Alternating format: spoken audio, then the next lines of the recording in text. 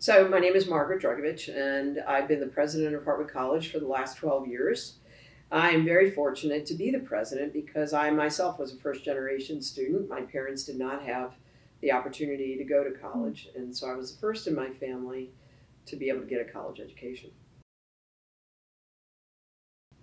So education is a very personal journey. It's not something that someone can do for you. You can't have the experience that they had. And because my parents didn't get a college education, had never gone to college, they really were not able to provide me with guidance on what to expect. My older sister had not gone to college. Nobody in my family had gone to college at that point. My aunts and uncles did not go to college. I had nobody in my family. And so the thing that I most remember about going to college is I was afraid. I was afraid to make a mistake.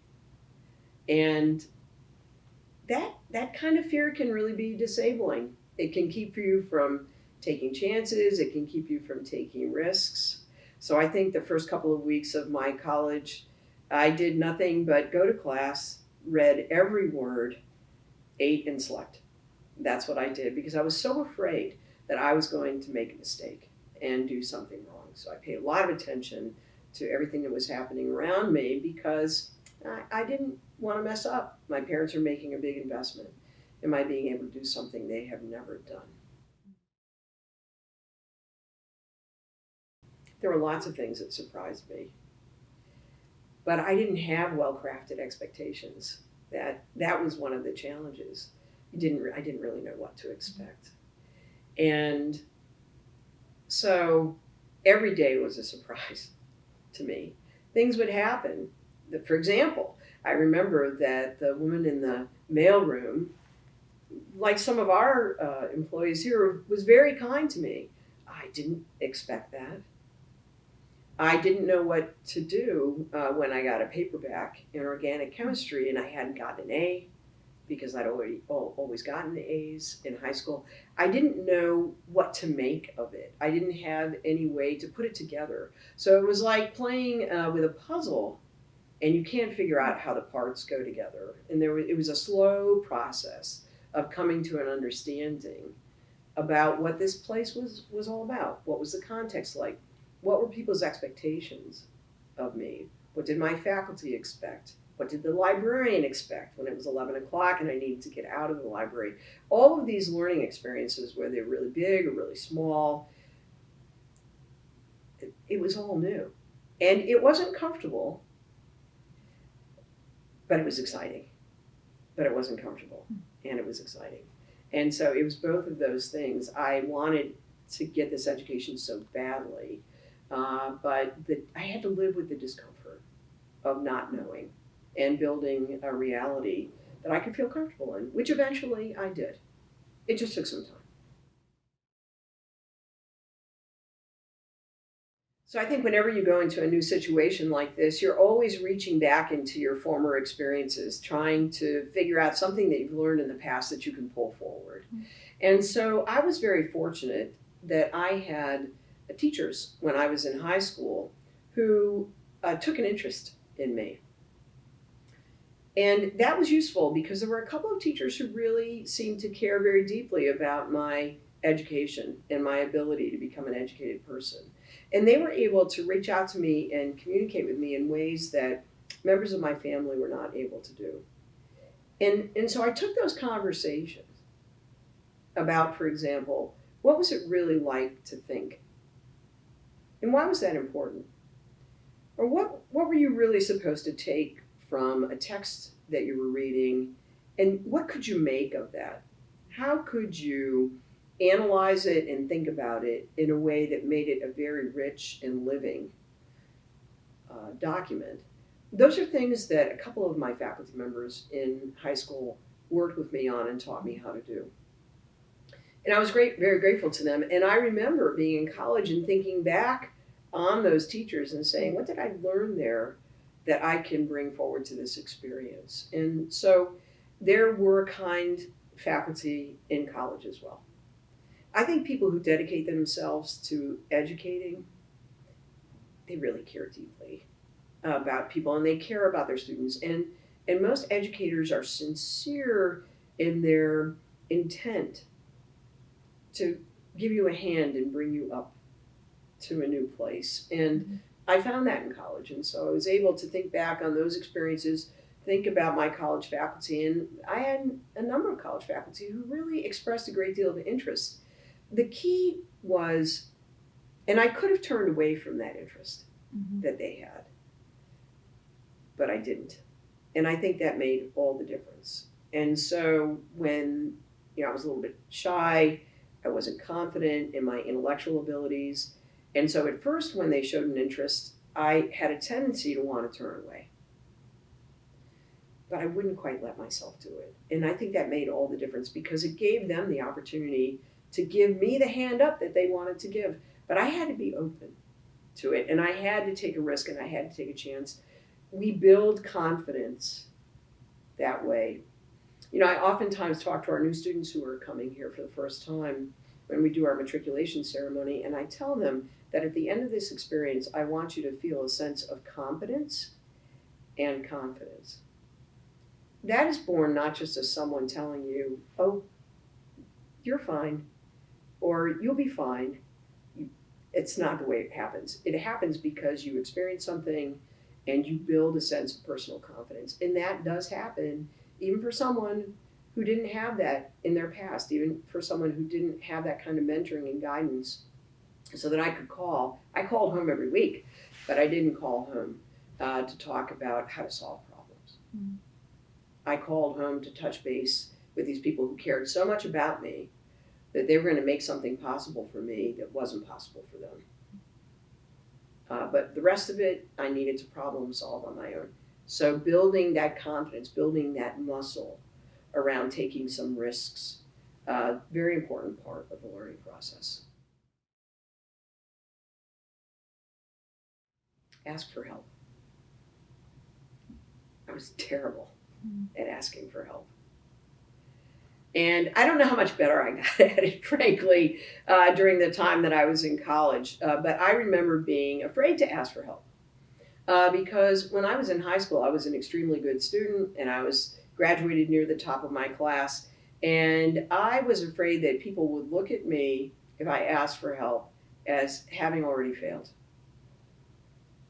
And I see this in students, particularly students who haven't had challenging educational opportunities. They are very afraid to fail, and they think even just asking for help is already the first step to failing. And so, and I would say this to any student, but particularly to first generation students who may not have had this modeled to them, don't be afraid to ask for help. It's not a sign of failure. It's not a sign of weakness to ask for help. It's the first step to really taking that next step up. And if you're able to do it, great things are going to happen. Just ask for help.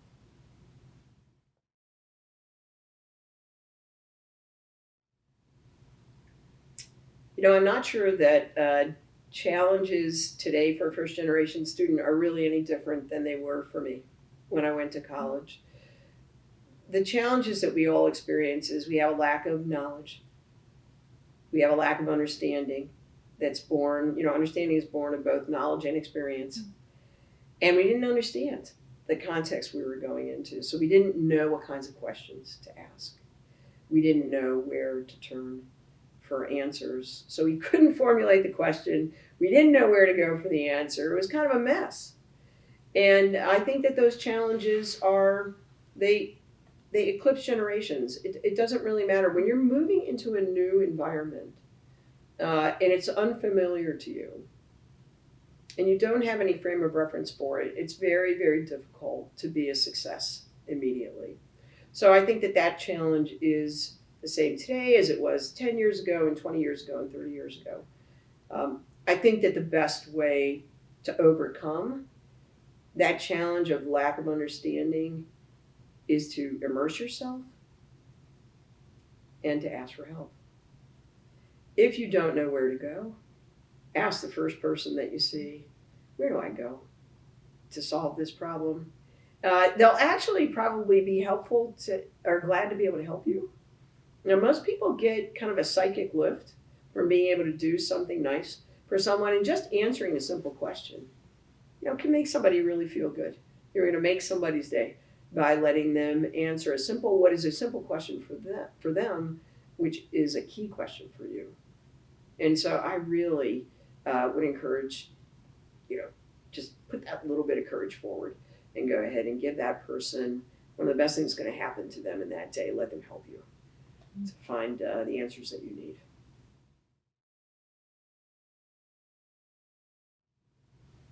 Right, so Beth and I decided to endow the Mary M. and Frank E. Drugovich Endowed Scholarship for First Generation Students because we wanted to remember and honor my parents. If it hadn't been for my parents, I wouldn't be sitting here today. You wouldn't be asking me these questions. And I don't mean because they brought me into the world, which they certainly did, and I have a debt to them for that. But they actually helped me to do something that they didn't fully understand because they hadn't experienced it. And I remember the only time in my life I ever saw my father cry was on the morning of my doctoral graduation. So I got my doctoral degree. We went through the ceremony, and he came up to me, and he had tears running down his face, and he said, "I don't understand what you've done here." He said, "But what I have seen is that you worked really hard to do it." Because he did. I worked full-time as a vice president when I was getting my doctoral degree. So it was a full-time doctoral program, and I was a full-time employee. And so when I would visit my parents for things like Christmas and Thanksgiving, or just to visit them in the summer, I would always be up reading after they went to bed, and I would always be up before they got up, reading and doing my homework. And my father didn't understand it because he was not a man who read. He was not a man, he could read, but he wasn't a man who read. He didn't spend time with books. He didn't understand, why I would sleep so little and work so hard. But he did understand work. And he did understand the meaning of work, and he worked very hard, both of my parents did. So he tried to bridge the gap by seeing that it was something, when he worked hard, it was something that he wanted and valued. And when I worked hard to do this, it was something that I wanted and valued. And so he made that bridge for me that morning. And he said that he was very proud that I had set my goals on something, even though he admitted not to understanding it, and that I had accomplished something that important. And it was so important that thousands of people came together at a commencement ceremony, like they will here every year, to celebrate it. It's really, really this thing, this life of the mind, and getting an education is just a critical life path. And even for my parents who couldn't understand it, they knew that it was going to open up doors to me that would otherwise remain closed. And they were right about that. And so we decided to fund this scholarship specifically for first generation students because when I was a college student, I got a scholarship. I don't know who funded it. And I'm not even sure it was named. Here at Hartwick, we try to name these scholarships, and we try to make sure that people understand who they can be grateful for. But my parents couldn't afford my education, and so they paid all that they could, and then I got a scholarship. And I also worked, and I was an RA. I did a lot of what our students do here to try to make ends meet. But without my parents' contribution, it would not have happened. So imagine being so generous that you would do something for your own child that had never been done for you. That is an act of love. That if we're lucky, our parents are able to demonstrate in that way. And then imagine being someone who's a total stranger. You don't know who you're going to create a scholarship for, but you know that someone is going to depend on you in order to get that degree. And so Beth and I both felt strongly that to honor my parents and what they had done for me, that this was exactly the right way to do it. To make sure that no matter who receives a scholarship in the future, someone is going to get that money, that scholarship, in the memory of my parents, and my parents are going to do over and over and over again what they did for me. And lend a hand that they can no longer lend, but be remembered for having done that amazing, miraculous act.